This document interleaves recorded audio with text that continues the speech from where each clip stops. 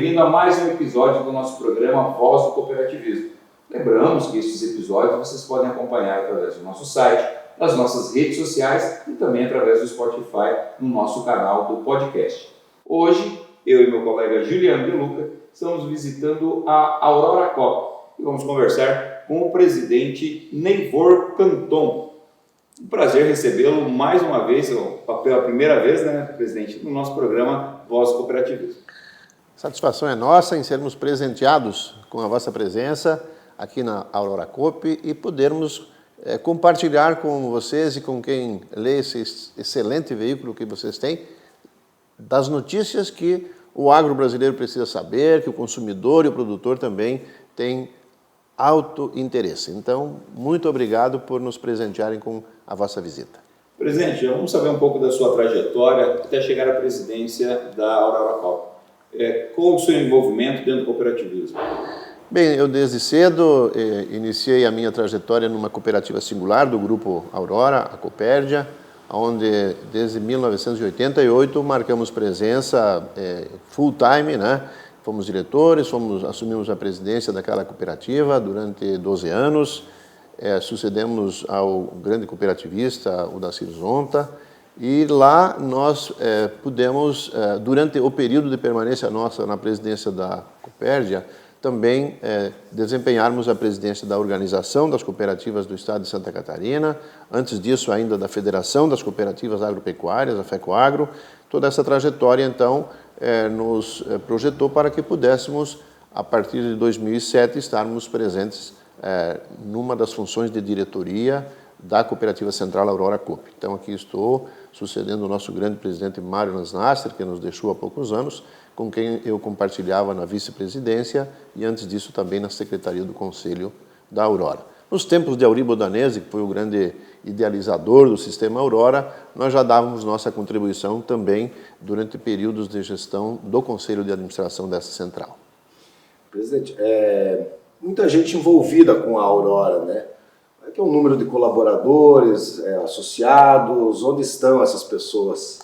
A Aurora é uma cooperativa central, né? Iniciativa de 8 cooperativas que há 53 anos atrás decidiram para facilitar o processo de industrialização, inicialmente só do suíno, depois, mais tarde, de outras atividades. Essas cooperativas se juntaram numa central. Era aquela história, uma cooperativa individualmente não tinha capital, não tinha condições de iniciar um processo de industrialização, se juntaram, vão formar uma central, né? Uma cooperativa, então, de segundo grau, e que hoje ela tem 11 filiadas, logo teremos um pouco mais, e que tivemos a oportunidade, então, de desenvolver essa atividade. Na base dessas atuais 11 cooperativas que compõem o nosso quadro, nós temos 76 mil produtores rurais cooperados. Umas cooperativas mais, outras menos, né? Mas, como nós sempre costumamos dizer, os nossos princípios do sistema cooperativo, todas as cooperativas aqui têm o mesmo poder de discussão, de discussão e de decisão também, obviamente. Então, o sistema Aurora, hoje, ele emprega, além desses 76 mil produtores, nas atividades burocráticas e de produção, mais de 55 mil pessoas. Na Central Aurora, então, são 42 mil empregos diretos. E aí depois vem os indiretos, que por consequência, então, são milhares por esse Brasil afora. Presidente, falando aí das regiões de atuação da Aurora, quais essas regiões e se existem alguns planos de expansão? Bem, em se tratando de produção, as bases produtivas do campo estão nos 3 estados do Sul, mais o Mato Grosso do Sul. Então, Santa Catarina, Paraná, Rio Grande do Sul e Mato Grosso do Sul, onde estão embasadas as nossas 11 cooperativas. Então, ali é que estão os 76 mil produtores. Mas, comercialmente, a Aurora foi se expandindo ao longo da sua trajetória, de um pouco mais de meio século, e nós estamos presentes em todas as unidades da Federação Brasileira, com nossos produtos. Hoje são mais de 850 itens de produtos derivados do suíno, do frango, do leite, das massas, e assim, do peixe e assim por diante. E o mercado externo hoje absorve nada menos que de 35% a 40% da nossa produção vai para mais de 100 países pelo mundo afora. Presidente, Como a cooperativa tem lidado com esses temas da atualidade, ESG, bem-estar animal, a própria questão da tecnologia sendo incorporada no ramo agropecuário? Olha, os tempos são muito desafiadores sobre esse aspecto, né? E as atividades produtivas do campo e práticas industriais, elas vêm sempre sendo vigiadas no sentido de que o consumidor cria os seus desejos, as suas vontades, e que quem produz e precisa colocar sua produção precisa estar atento, né? Então, ESG, eu diria que é uma sigla moderna que trouxeram à nossa mesa há poucos anos, mas as nossas práticas de ESG, mesmo sem essa denominação, já vinham acontecendo, né? Nós temos a convicção de que já há décadas a legislação brasileira é uma legislação que tem estado muito atenta em relação a deveres com o nosso trabalhador, as práticas de campo, os tratos dispensados aos animais, né? A principal preocupação que tem movido o sistema Aurora, o sistema então são as 11 cooperativas e a central, tem sido de cuidar das pessoas do campo em especial, porque eles são os donos do empreendimento. Então, eles que precisam sentir a segurança de que o seu negócio, a sua propriedade rural, que é uma empresa também, tem perspectiva de sucessão, de continuidade, e isso tem merecido toda a nossa atenção. Nós nos orgulhamos do que fazemos com o produtor do campo. Durante mais de 2 décadas, os nossos programas de qualidade têm se preocupado em fixar e dar estabilidade aos produtores no campo. E isso tem começado até com programas de autoestima a serem levados a essas famílias. Porque o campo teve um êxodo rural espantoso há algumas décadas atrás. Dá para se afirmar que hoje nós temos a metade da população rural que já se teve em outros tempos. Não que as propriedades tenham crescido muito em tamanho, né? Mas elas deram uma melhorada sob esse aspecto. Muitas famílias deixaram o campo por falta de perspectiva. E as cooperativas, então, tiveram essa visão de trazer para os produtores rurais programas de qualidade, fazendo com que os filhos e filhas dos produtores rurais enxergassem nas propriedades uma perspectiva de futuro.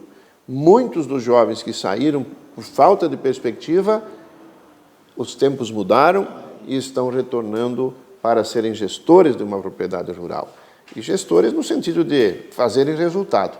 Ninguém fica numa atividade se não tem perspectiva de resultado econômico, e esse resultado acaba trazendo também outras soluções, né? A vida, a qualidade de vida, né?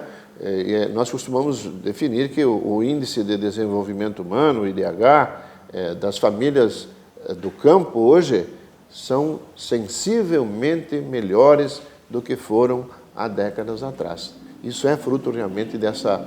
E aí vem tecnologia, vem uma série de outros ingredientes, né? Que você faz a referência. Então, dentro do ESG, todas essas práticas são consideradas. Hoje o nosso produtor é um verdadeiro gestor de propriedade, né? Eu costumo dizer que as meninas do campo voltaram a casar com os meninos do campo, pacificou esse lado, né? E que nós temos empresas rurais hoje. E é muito mais difícil você fazer a gestão, administrar uma empresa rural do que uma empresa pequena urbana. Então, o produtor rural hoje, ele é de fato um homem capacitado para ser um empresário. Falando um pouquinho das áreas de atuação hoje da Aurora, o senhor poderia especificar um pouquinho cada uma delas, como é que anda cada setor? Claro, o negócio que deu início à existência da Cooperativa Central Aurora foi a suinocultura, né? Nós tínhamos milhares de produtores pequenos que não tinham para quem entregar sua produção. A área onde a Aurora iniciou suas atividades já era trabalhada por outras grandes empresas do setor, né? Mas os pequenos produtores não tinham espaço para poderem entregar sua produção. Então as cooperativas olharam para isso e disseram: nós precisamos fazer algo para trazer essa produção, industrializar e ir ao mercado. Então o suíno começou, né? A Aurora começou abatendo 200 suínos dia. Hoje ela está abatendo 200 por dia, 200 por dia, né? Hoje ela está abatendo 30 mil por dia, né? Então, uma trajetória de meio século permitiu que a atividade da suinocultura se consolidasse entre os pequenos produtores, que também foi crescendo depois, né? Hoje nós não diferenciamos os produtores da Aurora pelo tamanho em relação a outros produtores. Se nivelaram porque a competição e a viabilidade da atividade exige escala e uma série de outras situações, né? Então, a suinocultura hoje, a Aurora possui 9 plantas que processam suínos diariamente, né? E nós temos algo em torno de 4 mil produtores que entregam seus suínos às nossas cooperativas que fazem chegar até a Aurora. Cada cooperativa tem sua cota diária para entregar nas plantas determinadas segundo a melhor logística. Na avicultura, então, o ingresso da cooperativa foi na sequência, um pouco mais tarde. Hoje também temos 9 plantas que processam frangos, 1.300.000 aves dia são processadas nessas plantas. Estamos com algumas ampliações em curso, que deverão adicionar mais volumes nos próximos meses e anos. Os produtores também localizados segundo a melhor logística, né? Nós temos cooperativas no Rio Grande do Sul, no Santa Catarina, no Paraná, que trabalham com avicultura. Na suinocultura também Santa Catarina, Rio Grande do Sul e Mato Grosso do Sul, em breve no Paraná também, uma planta já sendo viabilizada para produzir pela Aurora. E mais recentemente, então, passamos a processar o leite também como uma alternativa para aqueles produtores que não desejaram continuar na suinocultura, porque na grande região agrícola, especialmente no oeste catarinense, nós tínhamos, praticamente todas as famílias tinham alguma coisa de suíno. Mas como se exigiu que para viabilizar esse negócio tivesse escala, muitos preferiram não continuar, mas tinham que ter uma alternativa e o leite, a sua vaquinha, todos possuíam ainda, né? Então essa atividade foi trabalhada, foi tecnificada. Hoje nós temos aqui no oeste de Santa Catarina uma grande bacia leiteira que o sistema cooperativo foi, de fato, o grande incentivador. E hoje nós, então, há pouco mais de uma década, passamos a processar também algo em torno de 1.600.000 litros de leite dia, né, que são industrializados e vendidos também com as nossas marcas. Então, são os 3 grandes negócios. O peixe está só começando, ainda não faz referência a essa produção. Para onde vai toda essa produção? Todo esse suíno, todo esse frango, todo esse leite? Muito interessante a sua pergunta, essa colocação de toda essa produção. Como dissemos, em termos de mercado interno, é o grande mercado aliado para o nosso processo de industrialização. O Brasil tem dificuldade ainda de emplacar mercados externos com produtos industrializados. Os países do velho mundo, com sua grande tradição, né? E é difícil, de fato, isso não é que não vai acontecer. Devagarinho, os produtos industrializados brasileiros também vão passar a ser encontrados em gôndolas no mercado externo. Mas o mercado interno é o nosso grande aliado, afinal são mais de 200 milhões de consumidores que consomem volumes extraordinários. Então, mas o mercado externo absorve bastante. O frango brasileiro está presente na mesa de praticamente o planeta todo, né? Nós temos acompanhado um crescimento extraordinário da avicultura brasileira, né? E que faz com que a gente acredite que dificilmente outros países do mundo terão a competitividade que o Brasil já passa a ter no mercado externo. Algumas barreiras aqui ou ali, mas muitas vezes sem muita justificativa, né, que nós ainda encontramos para alguns mercados. E o leite brasileiro ainda, nós produzimos hoje os volumes necessários para o consumo interno. E não estamos presentes, salvo com alguma coisa de exportações de leite em pó, o Brasil não participa do mercado externo. Mas eu diria que 40% do frango brasileiro vai para o mercado externo, que algo em torno de 30% do suíno brasileiro vai para o mercado externo, e qualquer plano de crescimento que nós tenhamos nessas duas atividades, suínos e aves, sempre são pensadas olhando para o mercado externo. Com a entrada aí da safra de inverno presente, de que forma que isso acaba influenciando nos grãos, no valor da proteína animal, que isso mudaria nesse cenário? Nós temos a expectativa de que a indústria da proteína animal ganhe um fôlego, porque ela vem sendo afetada em seus custos de maneira muito acentuada há mais de 2 anos, né? O grão atingiu valorização nunca vista antes, né? Tanto o milho quanto a soja, e que são responsáveis por mais de 60% do custo de produção, quer seja do frango, quer seja do suíno. Então a expectativa é que boas safras são boas para todo mundo, né? Para quem produz, graças à produtividade, mesmo que muitas vezes com preços menores, e acaba tendo sua rentabilidade e garantindo sua rentabilidade e seu resultado, né? E para quem processa o grão, que também tenha a possibilidade de ter margens em seu negócio e oferecer ao consumidor em condições que ele possa consumir. Então, boas safras são sempre bem-vindas, seja no inverno, seja no verão. Presidente, uma das grandes preocupações de quem produz proteína animal, além da questão do custo, é a questão da biosseguridade, porque isso é uma das grandes conquistas que o Brasil tem, é um status sanitário diferenciado, né? Como que a Aurora tem trabalhado isso e qual que é a visão da Aurora sobre isso? Olha, o Brasil tem sido privado da peste suína africana, por exemplo, né, que pegou muitos continentes, outros continentes, né, diversos países.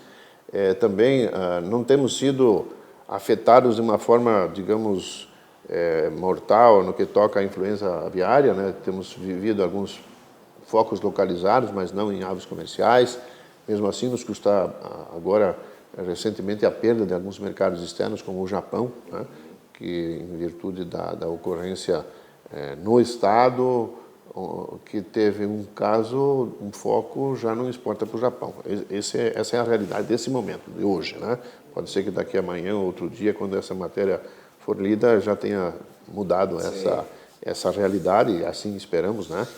Mas a questão sanitária, o Brasil tem sido, digamos assim, autor de cuidados especiais, né?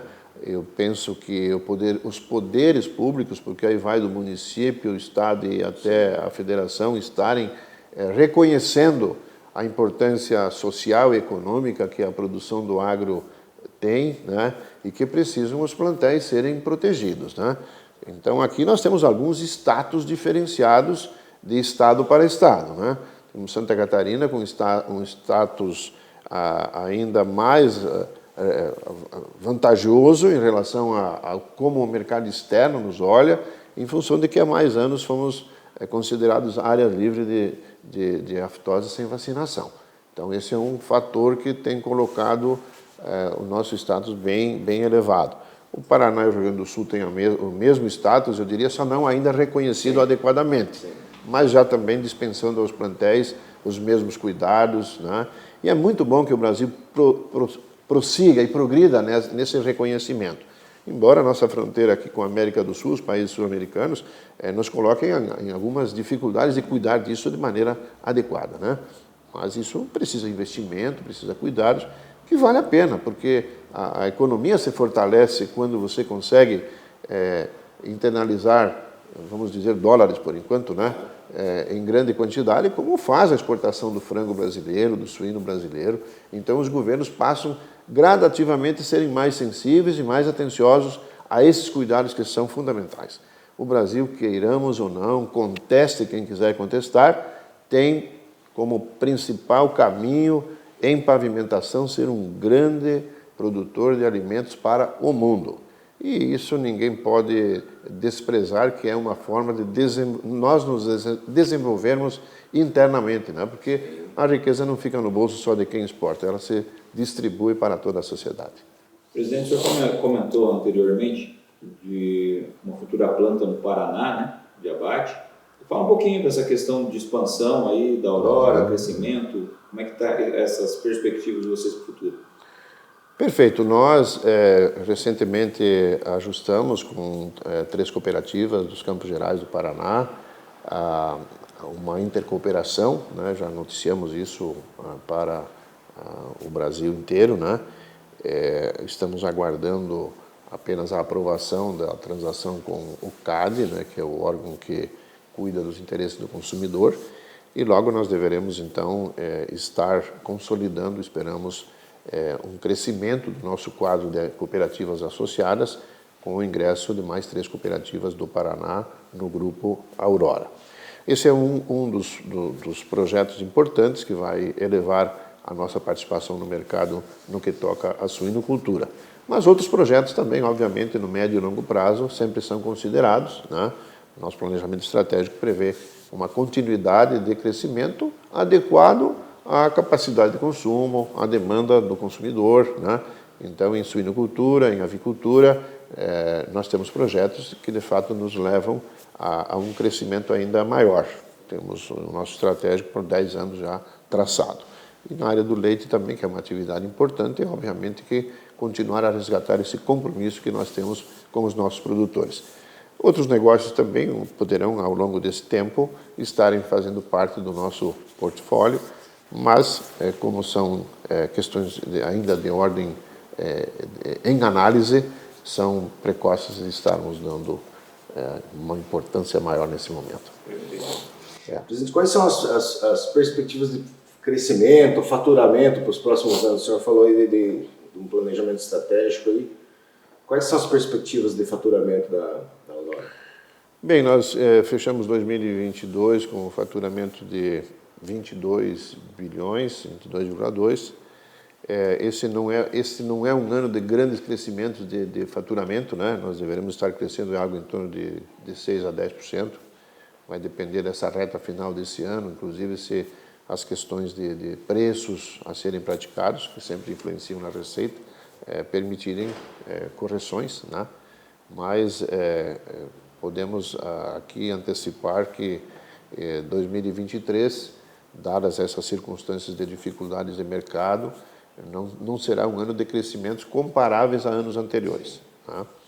E para o futuro, obviamente, que à medida que você adiciona volumes processados em nossas fábricas, acrescenta novas plantas industriais ou ampliações de plantas que se tem, e as plantas estão constantemente sendo otimizadas, né? Se inserem novas máquinas, novos processos, mais volumes de produção que vão para o mercado. Então, isso tudo vai contribuindo para um crescimento que nós imaginamos, em nosso planejamento estratégico, nós estarmos, num período de 10 anos, no mínimo, duplicando o tamanho da nossa Aurora. E, presidente, falando em relação à tecnologia, né? Invadindo o campo hoje de uma forma brutal. De que forma isso acaba ajudando os cooperados, o pessoal que trabalha junto com a Aurora? Em termos de tecnologia, hoje nada mais se faz se não se pensa em tecnologia. A mão de obra humana, cada dia mais escassa, precisa se apoiar de recursos que a tecnologia oferece, seja na lavoura, seja na forma de manejo dos plantéis de suínos, de aves, do leite. Nós assistimos diariamente uma competição saudável sobre esse aspecto.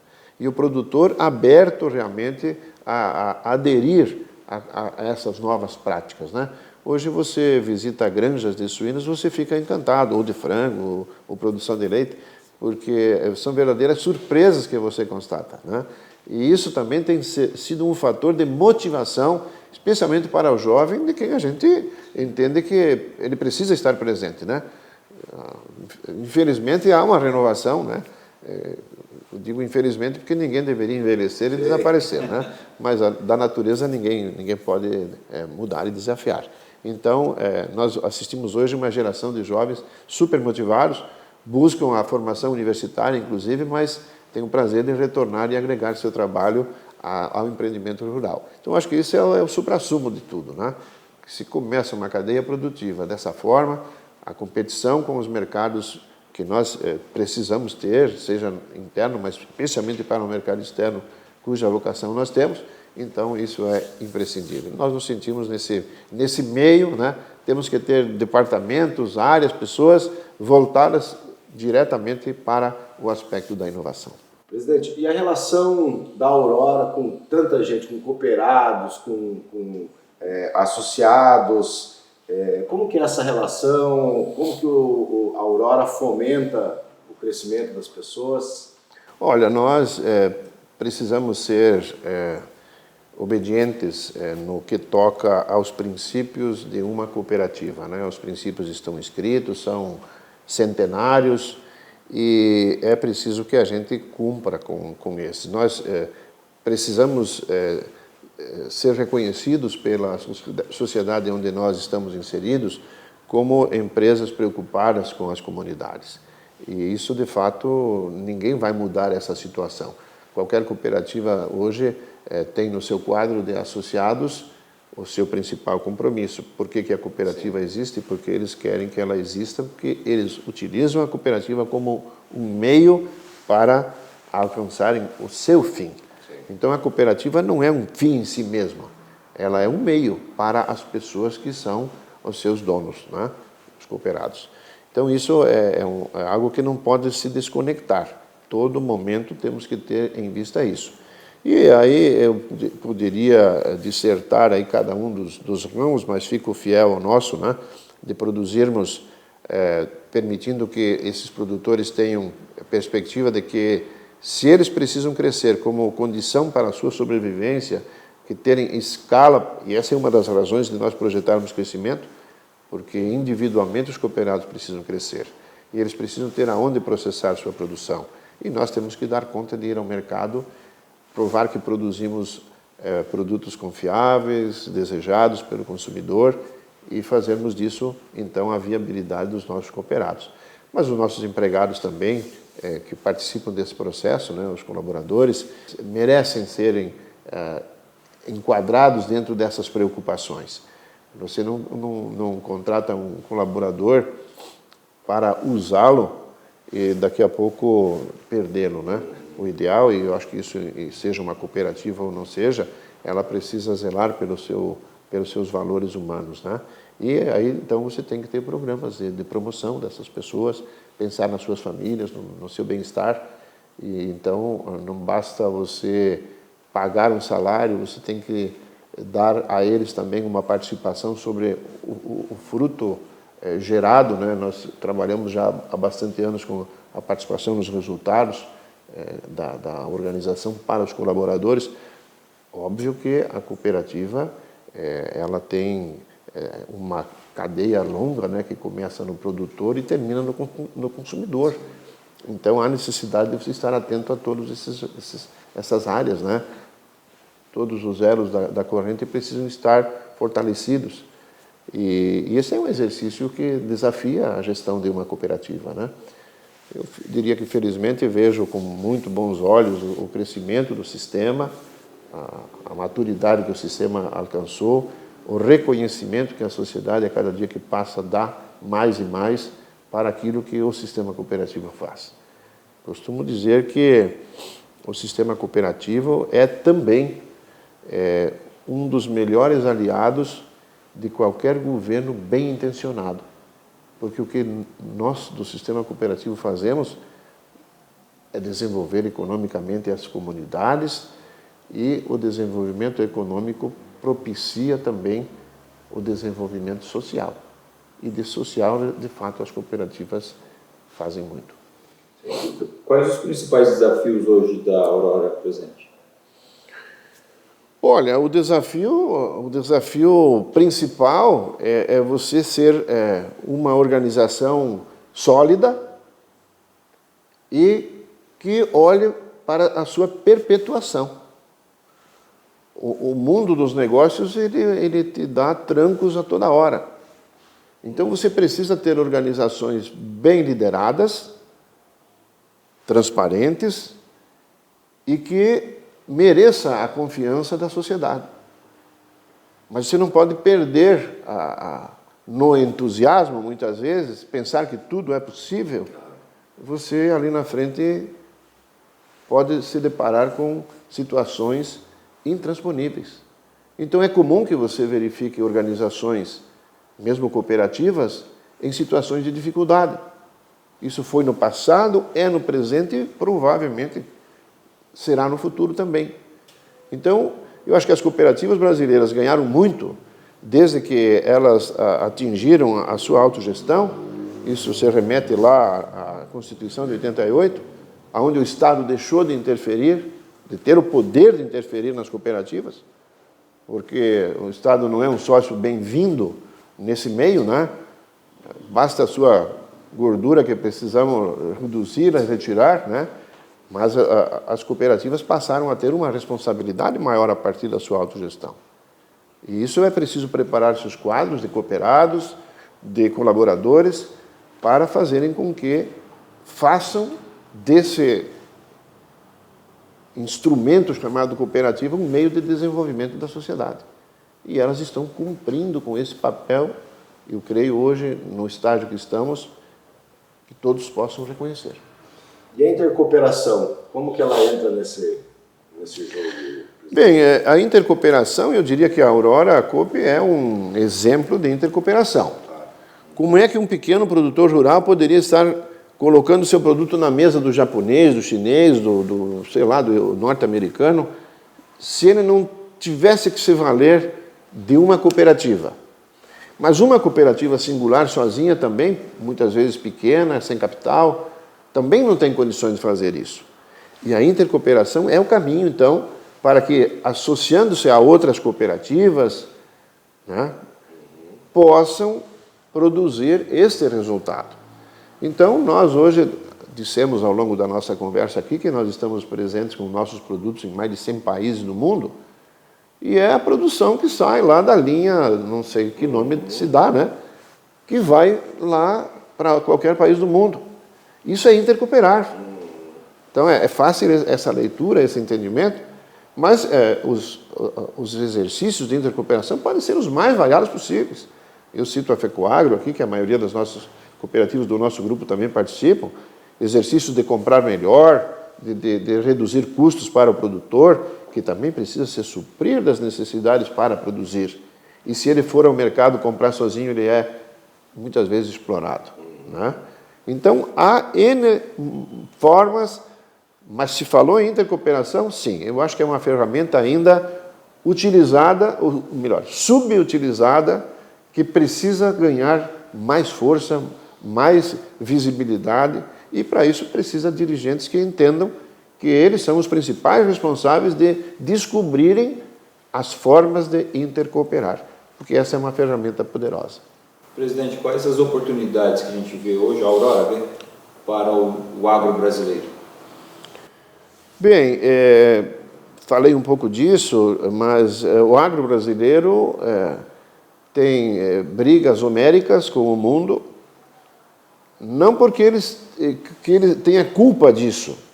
A culpa boa que nós carregamos é de termos evoluído no agro brasileiro a ponto de ameaçarmos outros players, outros países, né, que também têm atividades relacionadas ao agro. Então, queiramos ou não, o mundo tem seus conflitos, hoje as questões de ordem ambiental, já que se discute há muito tempo, o mundo olhando para o Brasil e criando encargos para dificultar o nosso papel de sermos mais e mais competitivos. E essa é a grande questão. Nós não podemos embarcar, muitas vezes, em conversas que são amplamente divulgadas e que parecem existir conflitos, atribuindo ao Brasil culpas, né? As culpas são ameaças que outros sentem em função da competitividade que nós gradativamente vamos adquirindo. Nós temos fatores que nos limitam, sim, temos a questão de infraestrutura, nos queixamos muito, né? Nós temos custos em nossas atividades que muitos países já não têm, que aboliram isso fruto do seu desenvolvimento, mas nós vamos superando isso ano após ano. Nós verificamos as nossas safras crescendo absurdamente. E qual é a explicação? A explicação é que se trabalha, se produz, se busca alternativas. Vem a dificuldade, superamos as dificuldades. Então eu tenho, assim, gostaria de poder daqui a 50 anos a gente voltar a essa conversa, né? Para que a gente pudesse então avaliar que realmente o agro brasileiro, se nós não fizermos besteiras, bobagens, nós vamos de fato cumprir um papel de alimentar o mundo que precisa tanto. Eu diria, hoje nós não estamos na metade do caminho da nossa capacidade produtiva, né? Novas tecnologias virão, incorporaremos áreas hoje improdutivas ao processo de produção, sem desprezo à necessidade de preservarmos. O Brasil realmente é palco desse futuro que está na mão dos homens. Maravilha. Presidente, obrigado pela conversa, obrigado por nos receber aqui, bastante esclarecedora. e até uma próxima oportunidade. Ficamos imensamente agradecidos também, né? E eu reconheço o papel importante que o vosso veículo faz nesse Brasil já, né? Vocês cresceram também e fruto desse entendimento, né? A gente precisa se apoiar e estamos no caminho certo. Muito obrigado. Muito obrigado, presidente. Muito obrigado, Juliano. Muito obrigado a você que está sempre nos acompanhando também. Quer saber mais, quer acompanhar mais entrevistas que nós fizemos com a Voz do Cooperativismo, pode entrar através das nossas redes sociais, nosso site, podcast no Spotify, todas as redes aí para levar a melhor informação para você, porque você está junto com o Presente Rural, que é o canal do agronegócio. Até a próxima. Testando, 1, 2, teste. Som 2, testando áudio. Falou. Som 2, teste áudio.